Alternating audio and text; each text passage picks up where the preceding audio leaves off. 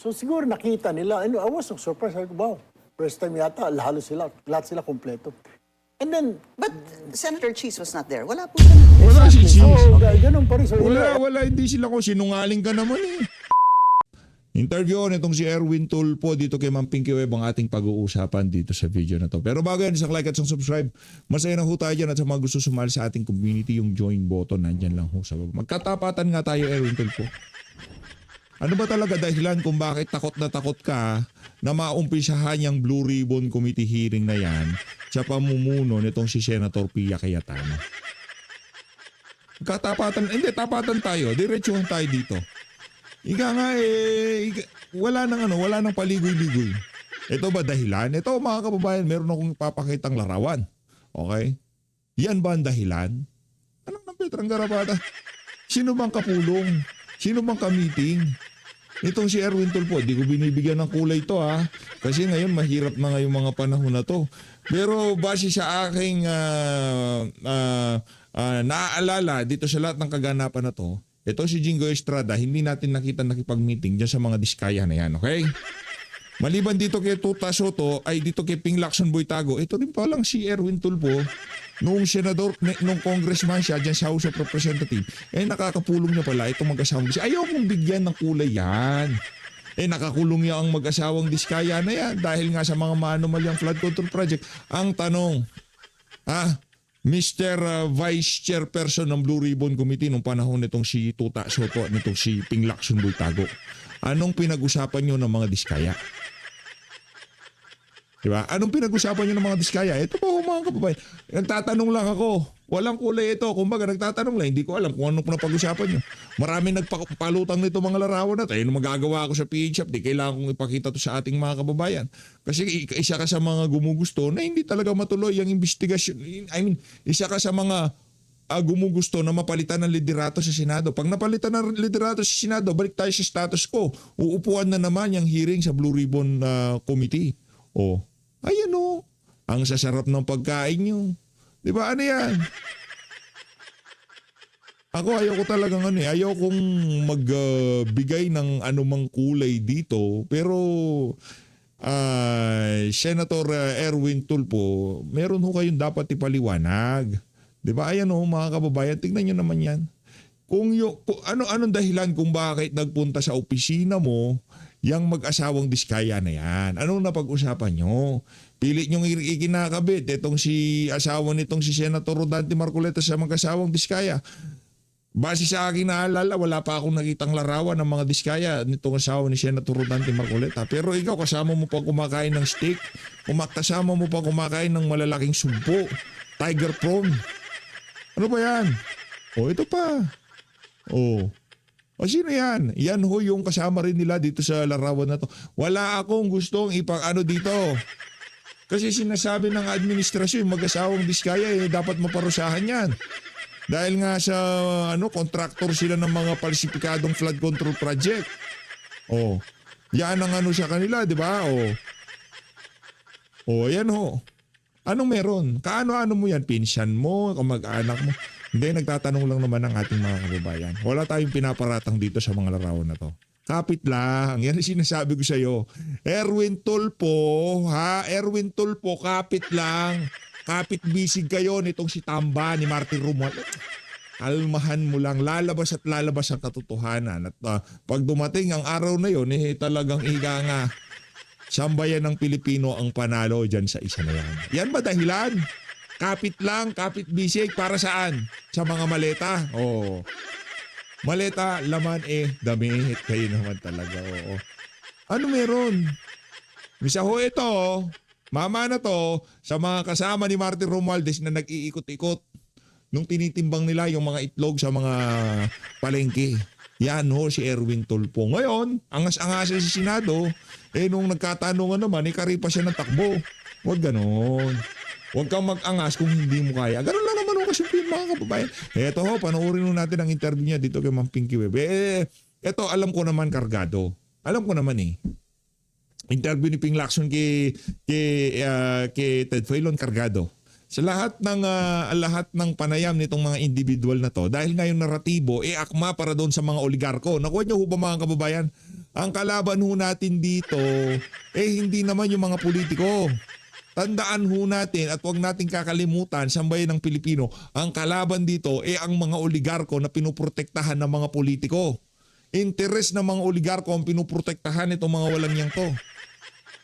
Interes din ng mga magnanakaw sa mga maanumalyang flood control project.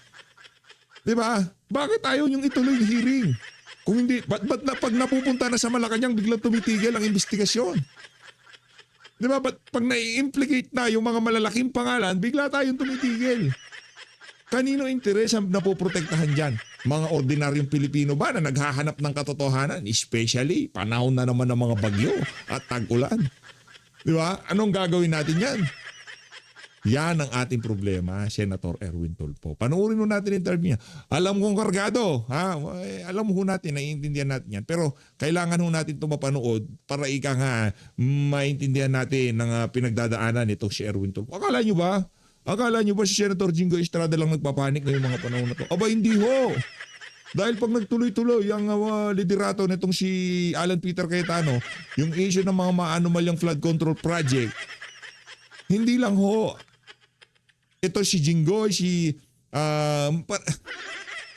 malawak ho itong problema na to.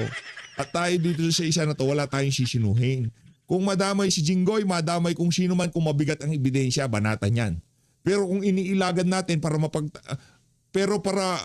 akusahan natin ng kung ano-ano, kagyat ipakulong natin para lang mapagtakpan itong mga magnanakaw na kaalyado ng administrasyon na to at para merong mai-report sa SONA itong si Marcos Jr. kaya minamadali itong si Senator Jinggoy.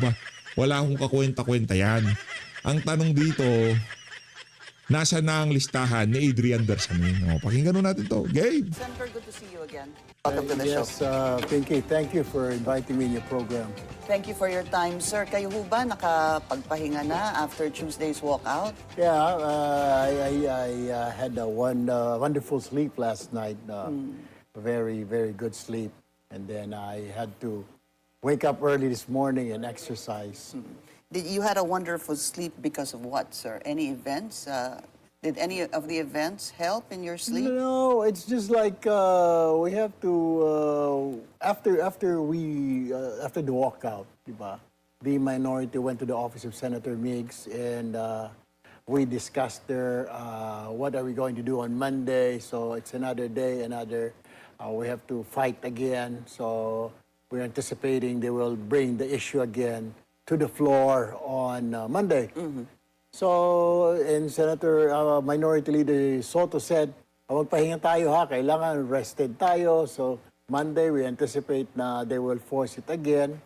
So, of course, we have to fight it. So, Sabi ni Senator Ping, meron daw kayong option A, B, C, D, E, napag-usapan nyo na daw lahat yon, yung mga posibilidad. Yeah, there is. I cannot divulge it here, pero baka they will be able to prepare. Pero we do, the minority, we have options. Yeah. So, first reaction, sir, on the case filed against Senator Jinggoy, because you called it actually Tuesday. Sinabi mo nga, di ba? Bakit niyo minamadali ito? Is it because there is that concern or fear that some of our colleagues might land in jail? You said that. Because it was around, I think, 10 or 11 a.m. It was Ombudsman Remulla said that. Like, we're filing charges against 2 senators, law, and he was saying, like, warrants of arrest, things like that. So, and he even mentioned, Amerikanong eh. Ba't ka ba kasi nag-senador sa Pilipinas, dapat dumakbo ka sa Amerika? Pambira. Paano namin maiintindihan yan? Mahina kami sa English.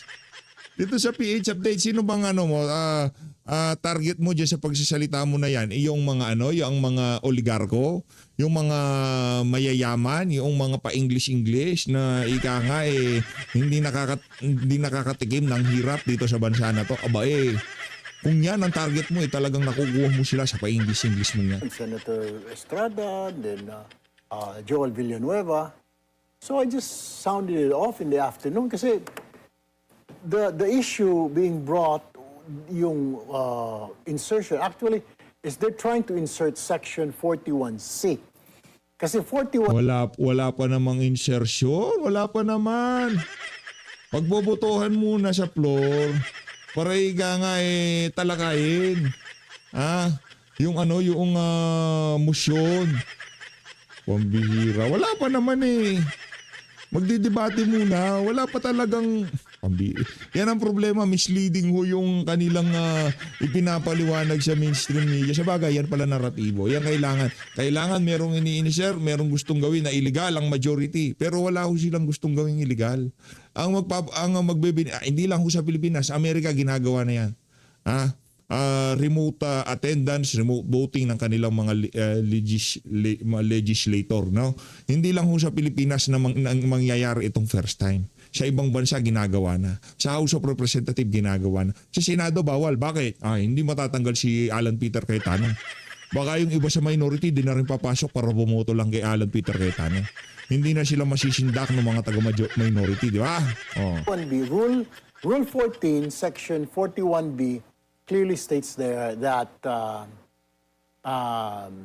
lawmakers, senators can attend through teleconferencing, video conferencing sessions if there's a force majeure or national emergency. 41C, yung kay Senator Marcoleta, justifiable reason na pwede. So it's an addition. Bukod doon sa dalawa, so there's an addition. So we were surprised because it's not in our agenda. Yeah. So we were caught flat-footed. Like what? Now we have to tackle it now. Pabira talaga. English yan, wala ko tayong magagawa. Laking Amerika kahit kung gusto ko sumabat kung hindi ko naman naiintindihan na sinasabi nitong American. Senador na to, na Inglesero, wala tayong magagawa dyan.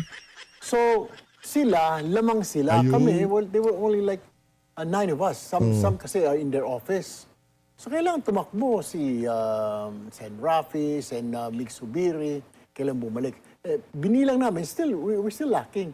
Sila nasa 11 sila Kami, 10 lang because Tito Lapid wasn't there. Senator Lapid asked permission na meron siyang very important meeting sa Pampanga, so he cannot come back. So siguro nakita nila, and I was so surprised. Wow, first time yata, lahat sila kompleto. And then, But Senator Cheese was not there. Wala po siya nun Wala si Cheese. so, Okay. ganun pa rin. So, Wala, hindi sila ko. Sinungaling ka naman O yan, nasopla ka tuloy nitong si Ma'am Pinky. Pambihira ka naman, oo. 11 sila. 11 sila. 10 kayo. Yes, the problem was, so, di ba, nagkaroon ng discussion. Senator Soto first, and then Senator Ping, Senator Pia, because they're trying to force that 41C na kailangan na talagang gawin. And then suddenly, Senator Cayetano said like, okay, let's just divide the House. Now, wait a minute, di ba? It's a violation of Section 136, di ba? Kailangan pag-usapan, i-file, etc., etc. To the point na I disagreed, I stood up and I said like, why are we in a hurry, to pass this section or adopt this section or this rule? Could it be because 2 of our colleagues might land in jail over the weekend? Because that's what Ombudsman Remulla was saying. Hindi. Baka yung napag-uusapan sa minority. Ginawa mo pa si Ombudsman na nanahimik. Sa bagay, magkakatropa naman pala kayo. A warrant of arrest may come out soon against 2 of our colleagues. Hindi naman po talaga bulaga yun dahil sinabi naman talaga ni Ombudsman noong Tuesday yon. And in fact, he said, a case will be filed on Thursday dahil walang pasok ng Wednesday. Right, Yun po yung kanyang sinabi. Right. Kaya't nalaman niyo po yon. At of course, even those who saw the press conference of Nalaman Ombudsman. namin na ganun. Pero yung pipilitin nila that day, that Wednesday afternoon. Tuesday. No, it's Wednesday. It happened on Wednesday. The walkout was Wednesday. Okay, sorry. So, hanggang Wednesday lang kami. Tama. Wednesday. So, what happened was, nagulat kami, di ba? So, teka muna, Pinky, kasamahan mo di ba? Alam mo, napaka-stupid mo naman kung hindi mo mag-gets na pinipilit nila. First, nawala sila for 1 hour and a half. May caucus sila. Akala naman namin yung caucus nila is all about pagbibigay na naman ng committee chairmanship. kala namin yung caucus nila is about impeachment. Ayun pala pagkatapos nila after 1 hour and a half, itong pag-uusapan namin. Yeah, and yun yung sinabi niyong pinamudmud. Kayo po Exactly. naggamit nung Right. pinamudmud yung dokumento sa inyo. Exactly. Kaya nagulat kayo. But Senator Ping was saying, in spite of that, meron na kayong plano. One was either mag-walk out kayo, nagbilangan kayo eh. Nakita ninyo na mawawala Ano? ng quorum. Oh. And the second was, sabi ni Senator Ping, sabi niya, now it can be told, that may iwan si Senator Soto there as naiwan na siya at sinabi nga niyang call to adjourn. We can call up, pwede tayo magbilangan, hanap tayong quorum. Or the second was really, boboto din siya in favor of the resolution or the motion Right. para pwede siyang mag-motion for reconsideration On Monday. on Monday. That came up when Senator Mix came down. May kita mo sa video. Senator Mix was counting us. Like, Kita ko yun, tapos sir. nakita, and then he looked on the other side. So he was thinking like, then bumulong siya eh. If we walk out, there'll be no more quorum. So when I stood up, may plano na pala sila. So I was still talking. He was already making signs na, let's go, let's go. So patapos ko, let's go, let's go, let's go. Naglulukuhan na tayo rito. That's what he said. So we all packed up. He said also, paglabas niya, it's a travesty of our rules. Okay. Sir, so sabi ni Senator Ping that a warrant of arrest, But keeping lang ang kinukot, hindi mo pwede yung halimbawa nagkasakit, wag naman sana nagkasakit yang si Erwin Tulfo na hospital, meron siyang bill, hindi mo pwede yun. Ayaw ba ninyo yun? Na ika nga makapagsalita, makaboto? Dahil nga yung gustong mangyari ni Senator Rodante Marcoleta, hindi lang para sa mga partikular na individual o senador ang magbebenepisyo diyan sa pag-aamenda na yan. Di ba? Para sa lahat. At wala ho tayong nakikitang mali dyan. Dahil yung mga senador, kahit na nakulong yan, hindi pa naman ho guilty yan. Diba? Meron pa rin silang mandato na ibinigay sa kanila ng sambayan ng Pilipino. Meron pa silang gagampan ng trabaho.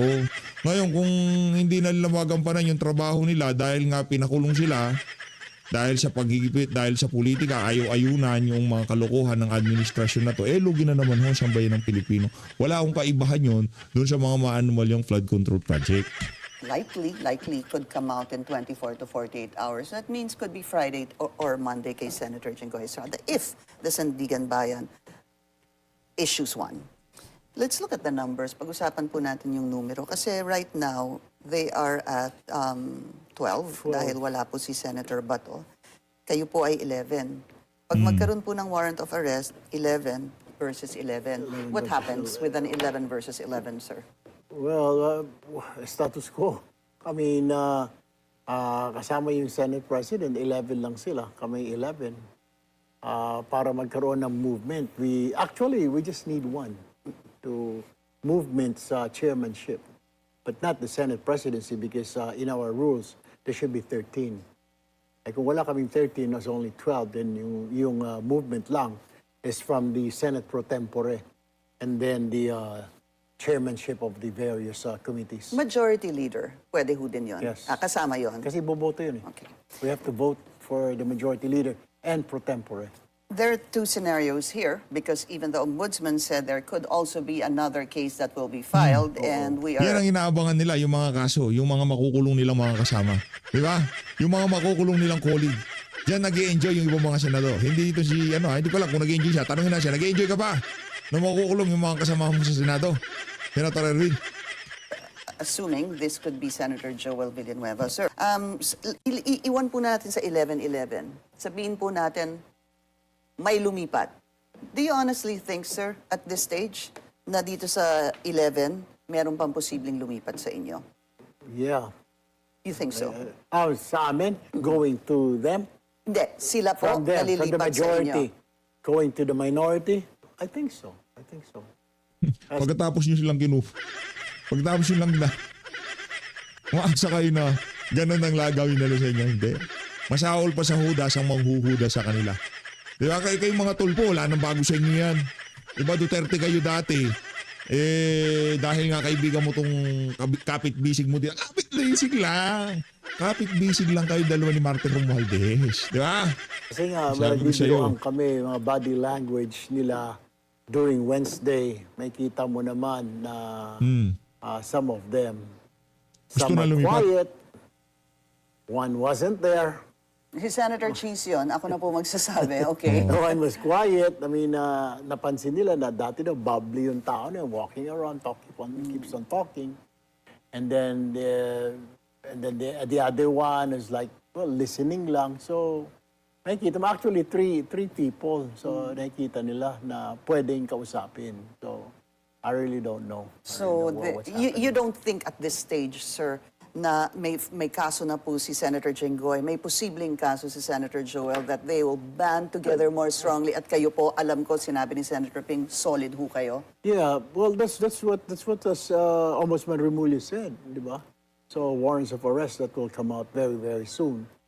So, the 11, I'm 100% sure na walang lilipat sa 11 dito sa going to the majority. I Yung don't think kayo, yung SB 11, kumbaga. The 11, no. Oo, solid yun. Yeah, Pero sa definitely. kabila may nakikita kayong posibleng tatlo. Yeah, tatlo. Dun Pwedeng sa si- body language nila. So yung body the language si way- Senator Loren, Could that's be, still a could be. likelihood. Senator Cheese? Because Senator Loren, she has a lot of friends. I mean, both sides naman eh. Barkada niya sila Senator Mig Migs. Subiri, di ba? Very close siya dyan. Senator Win Gatchalian, Senator JV. Nakakausap niya yan, mga yan. And so is Jesus Godero. Senator Cheese is a barkada of Senator JV and Senator Win. And my brother, Rafi, barkada niya yan. So let me ask you, sir, kung gustong lumipat ni Senator Cheese, accepted po siya sa inyo? Depende yan. I mean, we'll have to talk about it. Tapos yung senior members namin na nakakaalam dyan. I mean, sasama lang naman ako because I'm not very familiar yet at this point. I've been in the Senate only for less than a year. July pa ako mag-1 year. So, I really don't know. The decisions usually are left. We leave it to the senior members of the minority. What is your personal take on that, though? What? About... If Senator Cheese, let's say, hypothetically decides to move to the minority, Probably he has a very good reason. Very good reason to join the minority. Siguro. Kasi makukulong siya eh. Yung kaso niya lalabas din eh. Ayun, pagka itong si Cheese, nagpunta ng minority, wala na, tapos na. Pero hindi pa impeach si Bip Sara. Siguro ano bang vetting process nila ganito, sangayon ka ba sa Chacha? Hindi character change ha, yung charter change. Ngayon kung sangayon ka, malamang sa malamang pwede ka pumasok sa kanila. Ngayon kung hindi ka naman sangayon sa mga kabalbalan nila, wala kang pong sa minority na magiging majority kung sakaling sumama ito si Cheese. Baka may makikita siya na he believes what we believe in. Ano? Anong believe? Yung hindi pagkalkal sa mga maanomalyang flood control project. Ulo. we'll need to take a very short break. We'll continue Bilis ha. Joe? Monday. Kasi nga, itong motion to allow participation, voting remotely, personally, sir, kayo, are you open to this? Isasantabi ko na po yung proseso, Kasi medyo controversial yon. I know ang gusto ninyo yung tamang proseso. Sabihin po natin masunod ang tamang proseso. Yung particular motion na yon, sang-ayon ho ba kayo doon o hindi? Gusto ko marinig, di ba? Sinasabi kasi doon na magkakaroon ng video conferencing, teleconferencing, pwede mag-attend yung isang senator sa session and pwedeng bumoto. Justifiable reason. Anong justifiable reason? Other than force majeure, calamity, terrorism, war, saka national emergency. Anong other reason? Gusto ko marinig. I mean, gusto ko muna marinig. Ngayon, kung meron silang maganda explanation, ito yung ika nga na justifiable reason. Pero other than those two na force majeure at saka ano pang reason? Siguro- Sick? Sick ka? Kaya kailangan mong pagaling, magpahinga ka, di ba? Ano reason? Siguro gamitin natin yung post ni Senator Robin Padilla, for example. Mahaba po yun. Sinasabi niya na ayaw namang hindi pumasok, di ba, ni Senator Bato. At saka kailangan let him do his job, sabi niya. sa dami-dami ng mga bumoto sa kanya. At meron din siyang post ito, mamaya naman natin pag-usapan yan, yung sa force majeure. Dito muna tayo doon sa, napipilitan lang naman siya hindi pumasok, sabi niya, kasi nga, may warrant siya eh. Ang problema doon, wala yun doon sa rules namin eh. Kaya nga i-amend nila, di ba? Kaya nga i-amend. Yun nga dahilan kaya nga ina-amend. Dahil gustong pumasok, pero ginigipit. Ito naman si Erwin, On oo. looking at it kanina, Section 41B, Mm. wala eh. Papasok siguro yun sa 41C, yung pinipilit nila na justifiable reason. Pero I wanna hear, kaya gusto ko marinig eh. Kung ano yung justifiable. Anong O, ba't kayo nag-walkout kung gusto mo marinig? Sira ulo ka ba? Ang tanong. justifiable reason? Kasi very vague yun eh. Justifiable reason, could it be may sakit?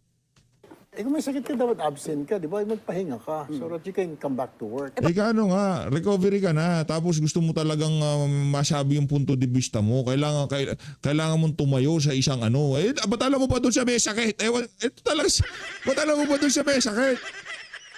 Dedicated siya eh. Gusto niya magsalita sa plenaryo, bakit hindi niyo pagbigyan? Gusto niya bumoto.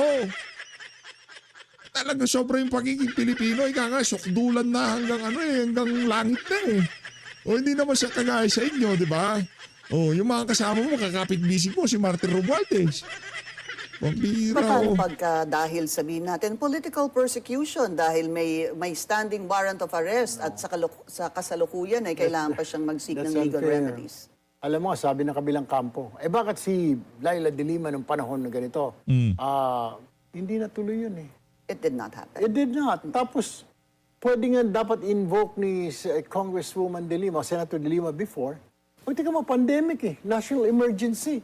Pero hindi siya pinayagan. Let's clear that out because clear that up rather dahil ang hiniling noon ni Senator Laila makapag-participate dahil nakakulong po siya, she acknowledged and then, surrendered. Take note, hindi lang binago yung rules to accommodate her. To accommodate her request, hindi nila binago Okay. yung rules. Di ba? And just for record, hindi ho siya pinayagan kahit na Exactly. po pandemic yun. Exactly. Let's Kaya just, nga, let's just clear this that. fake news going around, niloloko yung tao na, what about Laila de Lima, di ba? Na, Hindi. What about yung mga senador na nagtutulak nun doon? Kay Leila de Lima, hindi nila tinuloy. Di ba? Hindi nila tinuloy.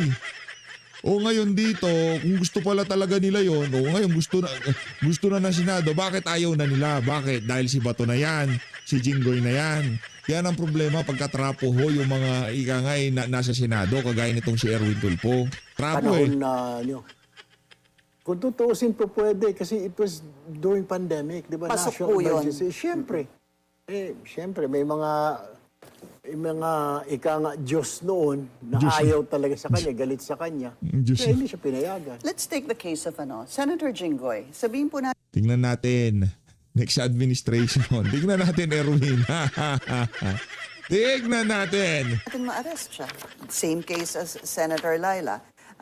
Siya po ay submits to the law. Makukulong po siya. In a situation like that, would that be a justifiable reason for you? Kung, siguro kung pandemic, kung national emergency. Pero right now, Hindi po. there's no emergency, di ba? Okay. Wala namang force majeure right now. Kaya nga i-aamend doon rules. Ang gulo mo naman. Ayoko na nga sa'yo. Punta na ako dito kay Atty. Gonzon. Alam naman Pambihira po ka. natin na kahit ano pong Oo, usapang matino. Usapang matino. welcome to Usapang Matino. Yan. Ngayon po ay tatalakayin natin ang mga usapin tungkol sa constitutional amendments through a constituent assembly. Marami na pong senador ang nagde-deny na hindi sila kasabwat dito. Pero ito yung mga, kung sa Bisaya pa, huring-huring. Yung mga whisper in the ear, in the wind na parang ito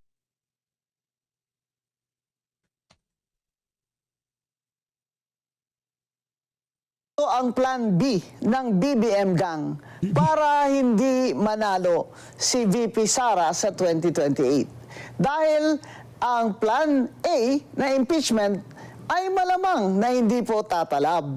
Dahil alam naman po natin na kahit ano pong show ang binigay sa inyo ng committee ni Luistro sa House of Representatives ay ang bottom line sa Senado, kailangan makakuha ang pro-impeachment ng 16 votes or as required by the Constitution, 2/3 votes. At sa ngayon po ay makikita natin sa bagong reorganization na si Senate President Alan Cayetano na ang namumuno at si Senator Loren Legarda ay 11 lamang o 11 ang minority bloc o sa malamang magiging pro-impeachment.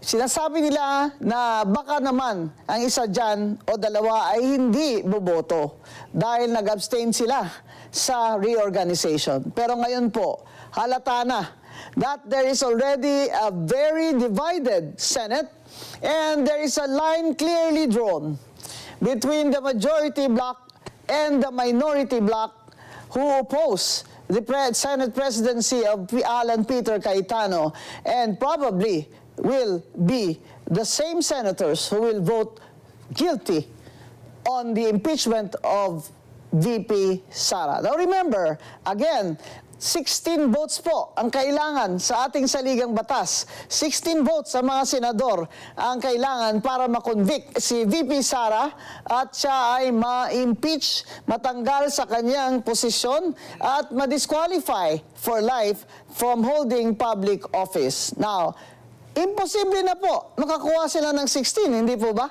Kahit na po mag-absent si Senator Bato de la Rosa, ay 12 pa rin po ang nandyan ngayon sa Senado at ang 11 ay clearly malayo po naman ang 11 sa 16. Kaya yung pong Plan B na pinag-usap-usapan ay importanteng malaman natin kung ito nga po ba ay may mga sinimulan at sino po ang nagsisimula ng mga planong ito. Now remember that the trust rating of President Bongbong Marcos now is very, very low. It is -15. This is the lowest satisfaction or survey ng presidente ng Pilipinas ever na ito yung pinakamababa. -15 sa Social Weather Station ang survey ni President Bongbong Marcos. At lahat po ito ay dahil hindi po niya nasusolve ang mga malalaking problema na ating hinaharap. Number 1, walang nakukulong na malalaking isda o mastermind sa flood control ghost projects. Pangalawa, hindi niya nasusolve yung unemployment problem natin na halos 3 million na ng Pilipino ay walang trabaho. Number 3, ang inflation rate ay napakataas at ayon sa survey ay more than half na ng mga Pilipino ang nakaranas ng gutom. Yan po, inflation kasama ang fuel or energy crisis, yan po ang malaking problema hanggang ngayon ay hindi nasusolve ng BBM administration dahil ayaw ni BBM at ang kanyang mga financial advisors na wag na munang kolektahin ang value-added tax sa fuel at kerosene at wag na munang kolektahin ang excise tax sa fuel at sa mga kerosene. Yan po ang dahilan kung bakit hanggang ngayon ay hindi po nasusolba ang ating kahirapan sa fuel crisis. Hindi po masusolve ni BBM yan sa pag-import ng supply. Hindi po supply ang problema natin. Ang problema po natin, mga Pilipino, ay ang napakataas na presyo ng gasolina, krudo at ng kerosene. Usapang At matino. yan po sana ay masusolve ni BBM kung Magpa-drug test isuspend siya. niya ang collection ng 12% Kung magpa-drug test siya kahit isuspindi yan, tapos bangag pa rin presidente, wala pa rin yan, Atty. Gonzone. at excise tax sa fuel, gasoline, diesel, and kerosene. Pero ayaw nila. Kasi may tinatarget po na collection ang Department of Finance para po magamit nila sa unprogrammed funds ni BBM sa ating budget. So ito yung gobyerno ni BBM na deficit na at nagbabayad ng utang ng mga 2 trillion a year at deficit ang ating budget. Ibig sabihin, hindi po nakakakolekta ng income o taxes ang ating gobyerno na sapat sa kanyang gustong igasta. Pero ang corruption index natin ay napakataas naman.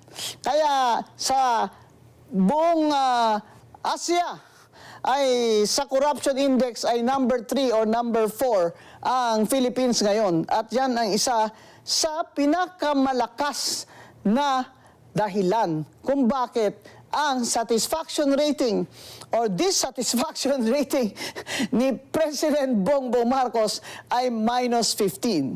Ngayon, dahil alam na rin natin na hindi nila kaya kumuha ng 16 votes to impeach Vice President Sara Duterte sa Senado, ay kaya po may mga bulong-bulungan na binulgar o nilagay na sa labas, isinawalat na ni Senator Amy Marcos ang Plan B ng BBM gang, which is to amend the Constitution para mag-extend ng term si BBM at extend ng term ang mga congressmen at senador at as a result, wala ng eleksyon sa 2028.